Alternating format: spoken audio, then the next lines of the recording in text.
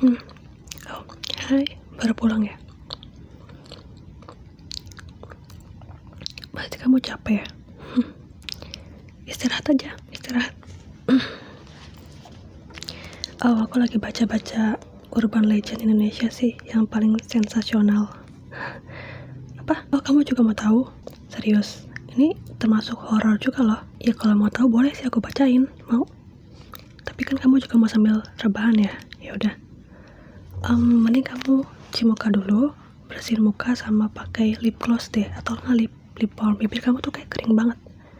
Ya udah, kamu duduk aja. Sebelum aku ceritain kamu Urban Legend Indonesia, aku bersihin muka kamu dulu ya, sama pakein kamu lip gloss, oke? Aku pakai yang simple aja. Ini kita pakai clear pad ya. Jadi kamu gak usah cuci muka ke kamar mandi, karena kan capek banget ya. Ya udah, pakai ini aja, oke? Clear pad yang bisa langsung bersihin kotoran di muka kamu.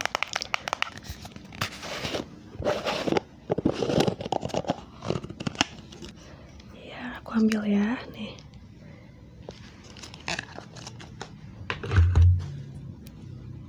Sini. Relax ya, relax.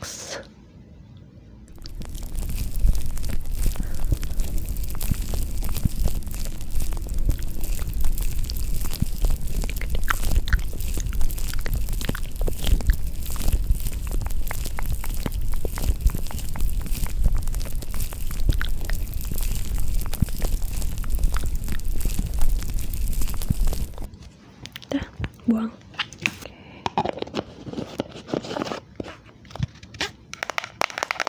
Next, bibir kamu kurang terhidrasi, itu jadi kering. Aku punyanya lip gloss. Kamu ada lip balm, Mbak? Gak ada lip balm, gak punya. Ya udah, nggak apa, lip gloss aja ya. Copot lagi nih. Tunggu. Oh, bisa. Here, sini bibirnya. Oh,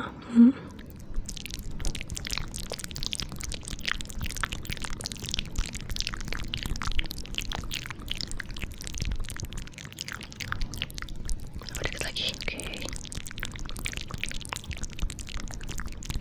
Dan udah segeran kan mukanya? Enak. Ya gitu dulu baru istirahat. Tapi serius nih, mau aku bacain Urban Legend Indonesia. Terserah kamu sih, aku bacain doang. Sambil kita ngobrol deh ya, bareng-bareng.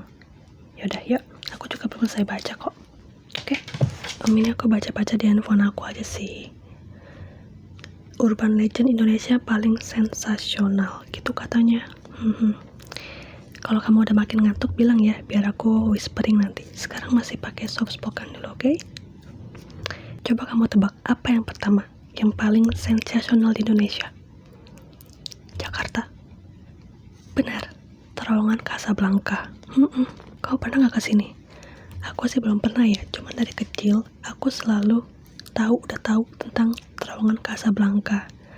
Dari waktu SD sampai sekarang aku masih ingat dan gak pernah lupa, walaupun aku belum pernah lewat.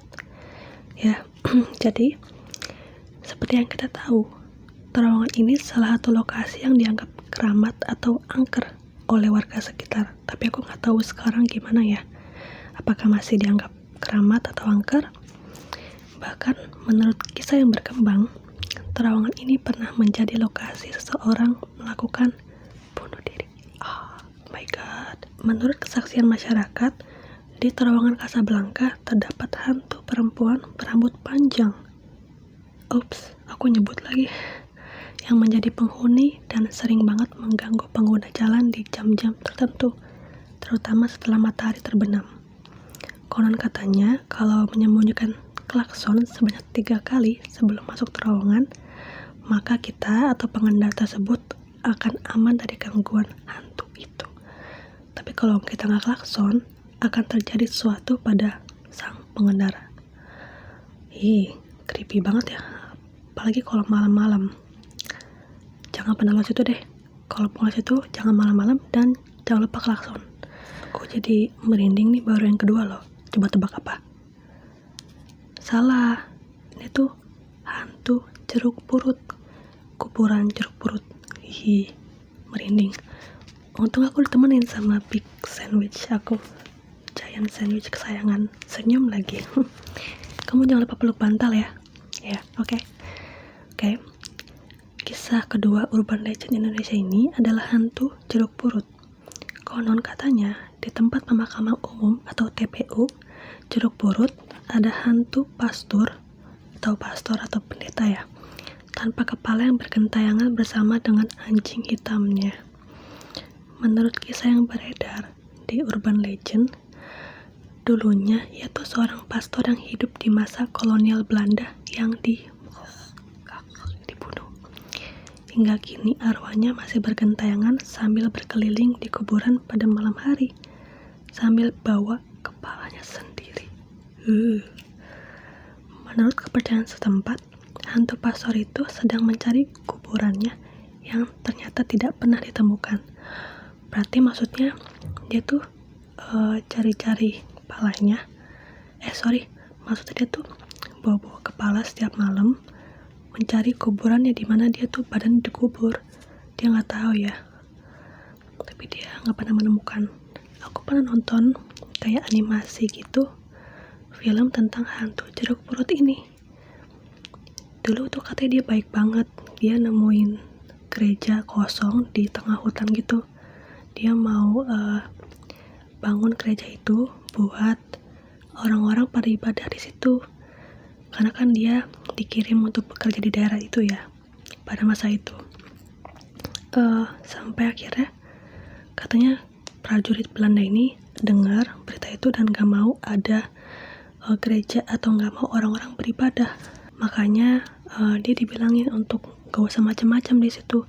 Tapi karena si pastor ini berbaik hati, dia ingin melakukan tugas mulia, yaitu kan tugas dia sebagai pastor, mau mengajak orang-orang beribadah, tapi nggak setuju, dan dia tuh kekeh gitu. Akhirnya ya orang zaman dulu kan keras ya, jadi kalau nggak bisa dibilangin ya udah dibunuh. Tapi sadis gitu, bunuhnya di palanya dicegat, terus seingat aku tubuhnya dibuang gitu loh.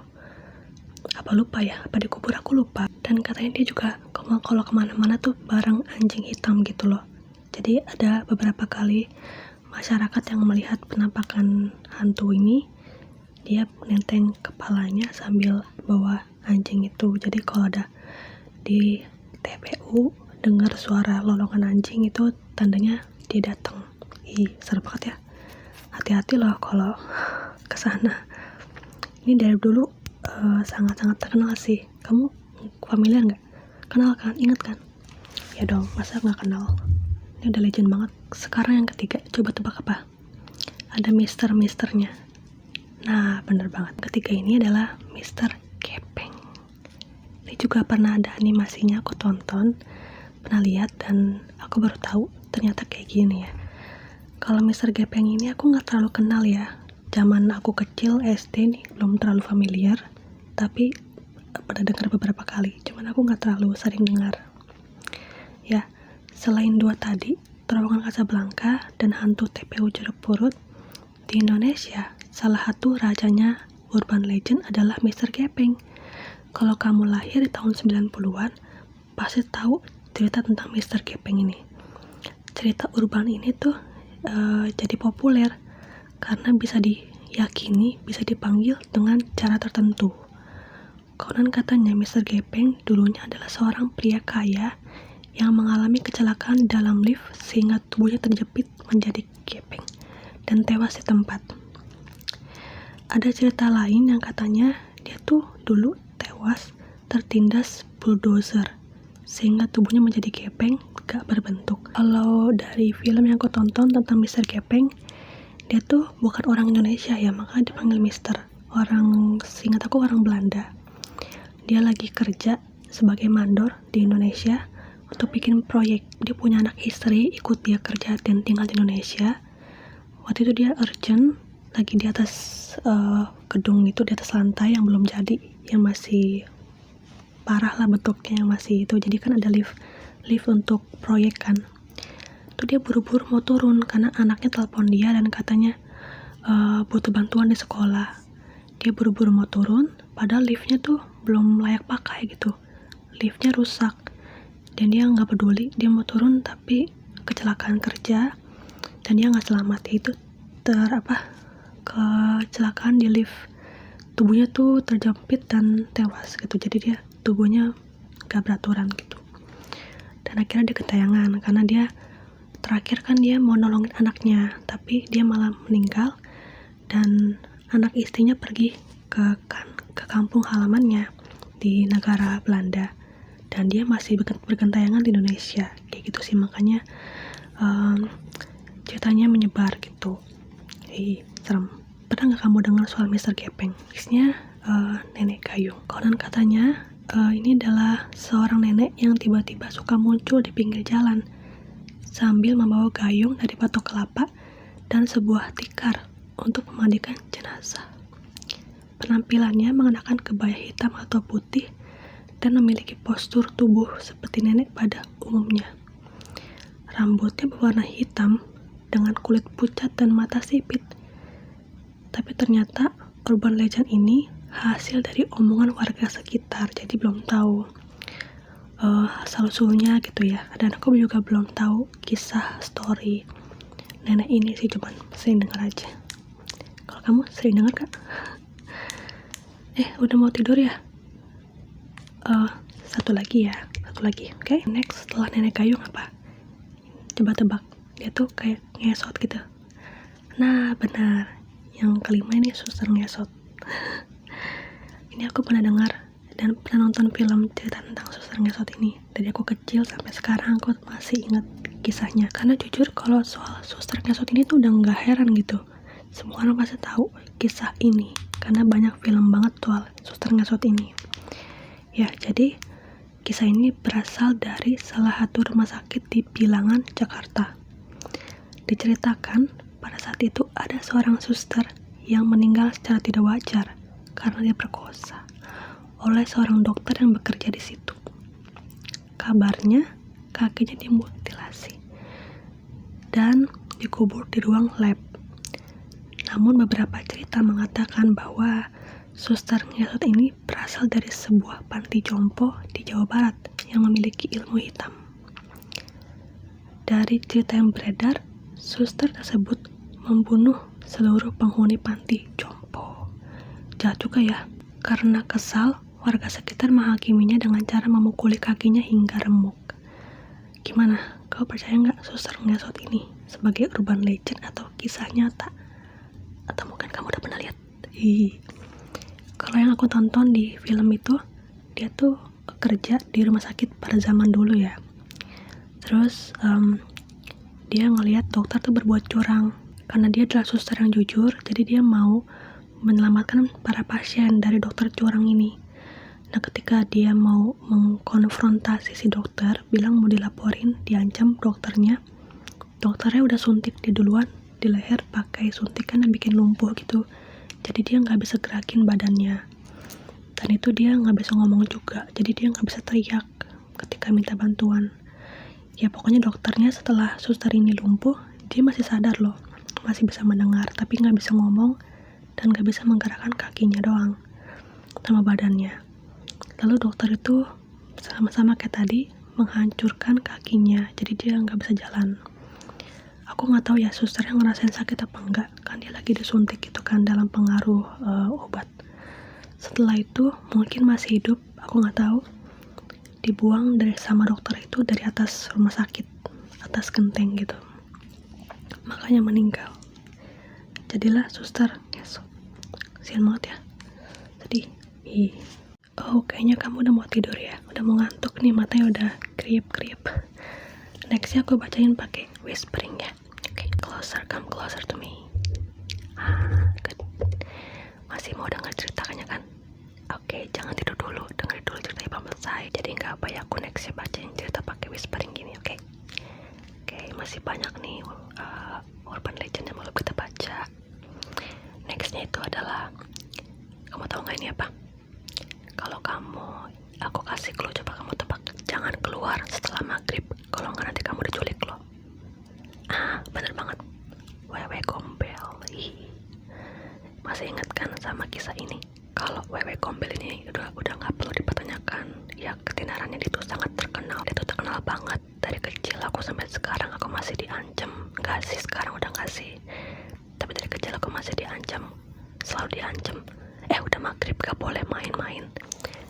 Wewe Gombel ini dikenal suka menculik anak kecil untuk dijadikan anak atau dimakan sama dia.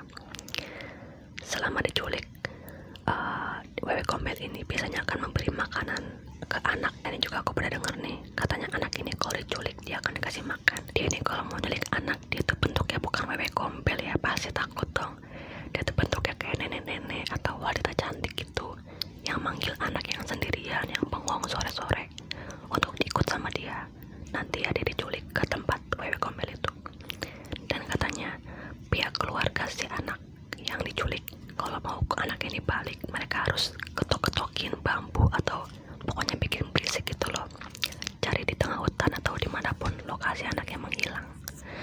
Nanti anaknya bakal dengar keluarganya manggil dia dan bisa balik anaknya. Yang paling penting tuh kalau tawarin makanan sama diajak ikut, jangan mau dan jangan mau makan, karena itulah trik Wewe Gombel untuk menculik anak itu. Nah, sosok Wewe Gombel sendiri digambarkan sebagai seorang wanita dengan tubuh besar, berambut panjang, dan memiliki payudara besar yang meluncung ke bawah. Konon dia tuh keluar waktu menjelang maghrib. Itulah alasannya kenapa anak kecil dilarang main di luar rumah sejak saat tersebut. Tapi kalau kita lihat dari sisi lain ya, sisi logikanya, bukan sisi astral. Ya lagi maghrib kan waktunya kita kan, kamu beribadah gitu, yang merayakan sholat gitu kan. Ya ibadah dulu, sholat dulu, baru main lagi kalau mau main. Pokoknya maghrib itu harus pulang. Kamu pernah nggak diculik Wewe Gombel? Gak pernah kan? Oke, next ada, coba kamu tebak ini, clue-nya itu adalah pantai selatan. Nah, tahu Nyi Roro Kidul ya. Nyi Roro Kidul ini salah satu story atau cerita yang sangat terkenal ya. Satu Indonesia pasti tahu Nyi Roro Kidul, gak ada yang gak tahu. Dan banyak banget filmnya tentang film ini ya. Salah satu sosok mitologi yang dikisahkan sebagai urban legend adalah Nyi Roro Kidul.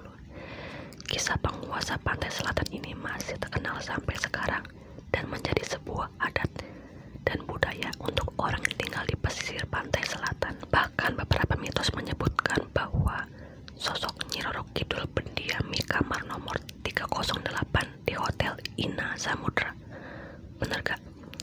Tidak hanya itu, ada larangan dari urban legend adalah larangan memakai pakaian berwarna hijau ketika sedang main di pantai selatan. Ini banyak banget film tentang Nyi Roro Kidul ini ya. Banyak komik juga yang bikin. Pokoknya Nyi Roro Kidul ini terkenal banget. Dia kayak artis dia di kalangan para hantu gitu ya. Dia ranknya di atas, dia punya level yang tinggi karena dia kan dikenal sebagai penjaga pantai selatan. Jadi dia sangat dihormati dan disegani lah pokoknya.